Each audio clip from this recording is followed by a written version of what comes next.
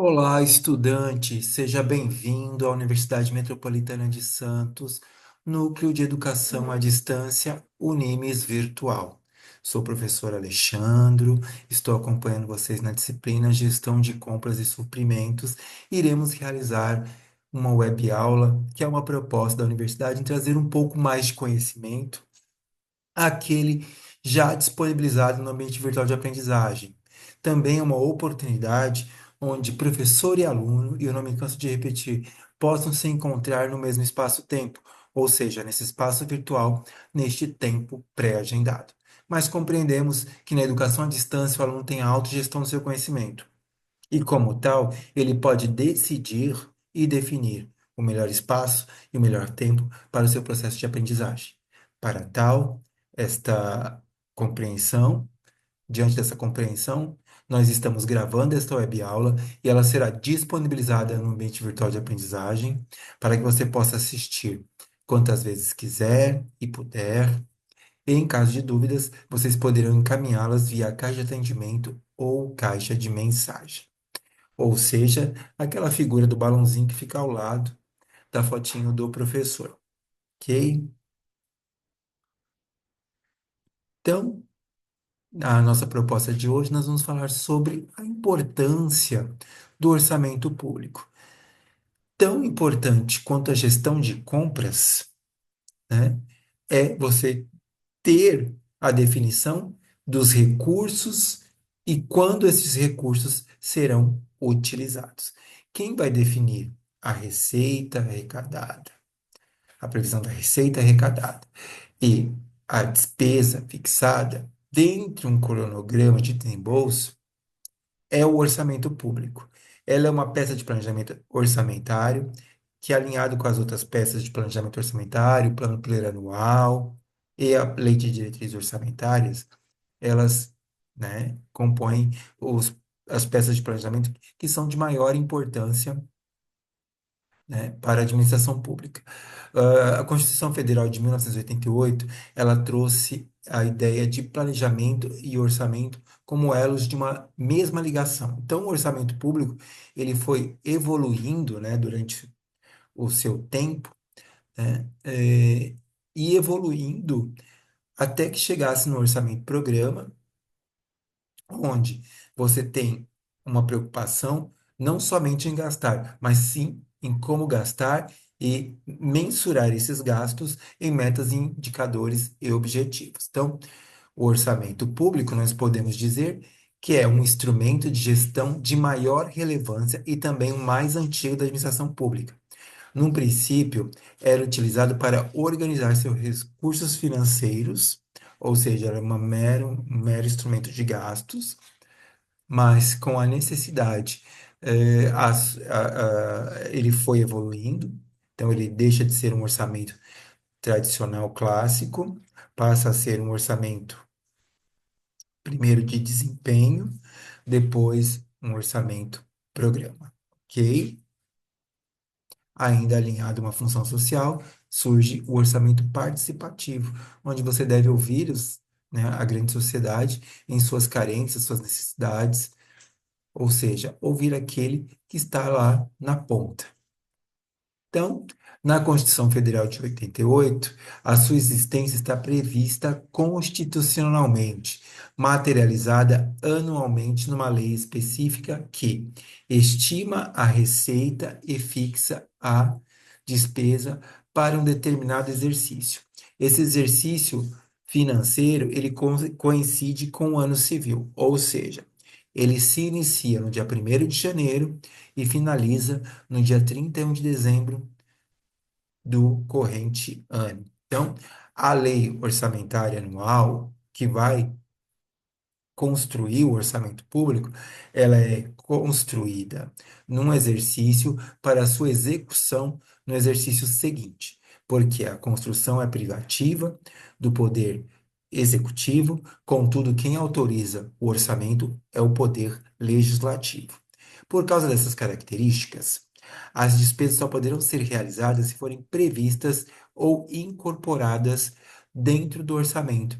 Existem princípios orçamentários.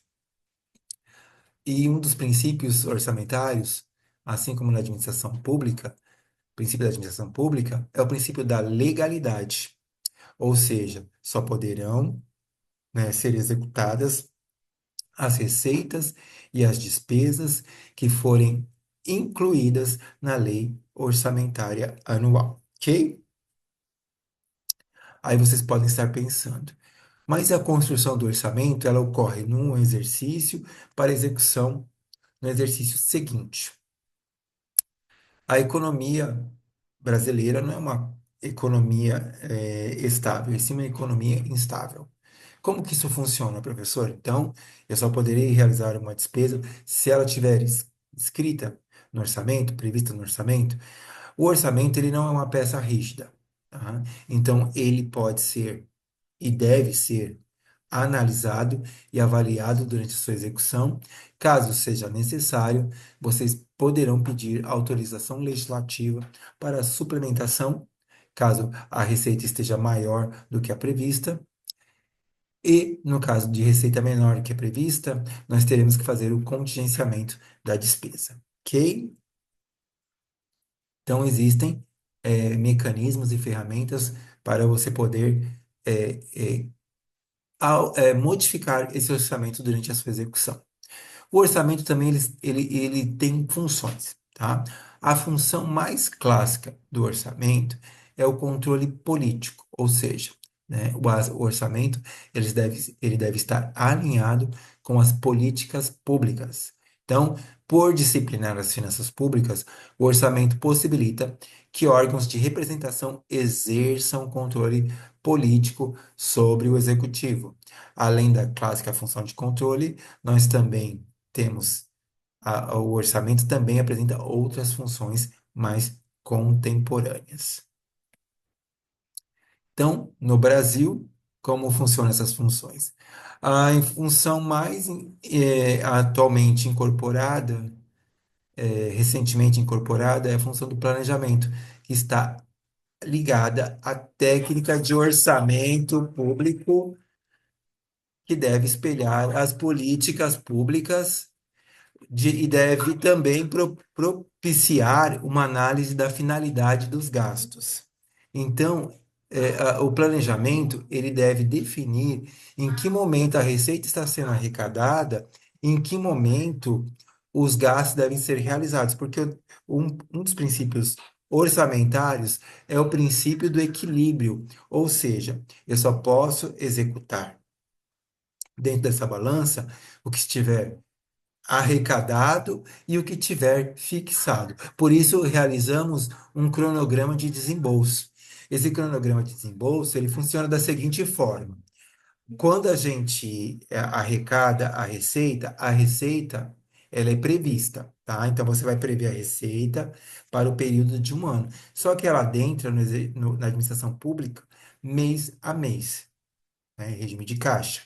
Já o orçamento, ele é regime de competência. Eu prevejo ele e fixo ele para o período de um ano, ou seja, janeiro, fevereiro, março, abril, maio, junho. Por quê? Porque ele deve coincidir com a arrecadação, então causando esse equilíbrio orçamentário, ok? Então, a ideia de orçamento e planejamento também está na definição dos gastos e aonde gastar. Tá? Então, eu tenho que atender às políticas públicas. E aí, né, voltamos ao orçamento. Agora que já verificamos as funções do orçamento, nós vamos falar um pouquinho mais sobre a evolução do orçamento, historicamente falando. Para efeito didático, é possível relacionar algumas dessas técnicas ou práticas que são marcantes na evolução orçamentária. Então, o orçamento inicialmente, ele era considerado um orçamento clássico ou tradicional. Por força e necessidades da época, ele evolui para um orçamento de desempenho ou de realizações. Ou seja, ele era um instrumento de gastos, aí ele já começa a se preocupar não com o que se gasta, mas sim com o que a administração pública faz, mas ainda não tinha ideia de planejamento alinhado ao orçamento. E aí, mais uma vez, ele evolui para o orçamento-programa e, alinhado também ao orçamento-programa, o orçamento participativo tendo uma função social atrelada ao orçamento. Então, o que seria o orçamento clássico? A princípio, a prática orçamentária baseava-se na técnica de orçamentação. O que é orçamentação? O orçamento se restringe à previsão de receita e autorização de despesa, ou seja, mero instrumento de gastos. Se preocupava-se apenas em gastar e não, né, sobre o que fazer. Tinha-se que se manter a máquina pública e as coisas iam acontecendo. A distribuição dos recursos para as unidades orçamentárias se dava com base na proporção dos recursos gastos em exercícios anteriores. Então, era uma cópia, né, com poucas atualizações, e não em função do programa de trabalho. Não existia um programa de trabalho de planejamento do que se pretendia realizar. Então, era um mero instrumento de gastos. Essa prática trazia distorções inevitáveis, promovendo um ciclo vicioso baseado no incentivo ao gasto indiscriminado. Percebam como era solto o orçamento clássico ou tradicional. Então, ele era um orçamento que abria brechas, né, para o gasto indiscriminado. Ou seja, podia se gastar à vontade, sem preocupação com o que fazer, com metas, com indicadores, com objetivos, simplesmente gastava-se. E aí houve a necessidade de evolução e ele evolui para um orçamento chamado orçamento de desempenho ou de realizações. O orçamento clássico, né, ele trouxe um novo enfoque na elaboração da peça orçamentária. Para o orçamento clássico, ele muda o olhar, né, onde as coisas que o governo compra passarão a ser menos importantes do que as coisas que o governo faz. Já saber no que a administração pública despende tornou-se menos relevante do que saber do que se destinam as suas aquisições. Já no orçamento de desempenho, embora já ligado a objetivos, ainda não se podia ser considerado um orçamento-programa, porque não existia vinculação a um sistema de planejamento. O orçamento-programa ele foi promovido pela Constituição Federal de 1988, que foi uma Constituição de grande importância para as porque ela traz as peças de planejamento orçamentário. Então, ela cria esse elo de ligação, essa ideia de orçamento vinculado a planejamento. Então, foi um marco para o orçamento público, a Constituição Federal de 1988, por trazer essa ideia de harmonia sobre aquilo que o governo pode realizar dentro de indicadores, metas, objetivos mensuráveis para você poder realizar essa programação do orçamento, que é o orçamento programa. Semelhante ao orçamento de desempenho, a ênfase do orçamento programa não é no que a instituição realiza e não no que é gasto. No entanto, o que difere da anterior, pois a concepção do orçamento-programa está ligado totalmente à ideia de planejamento.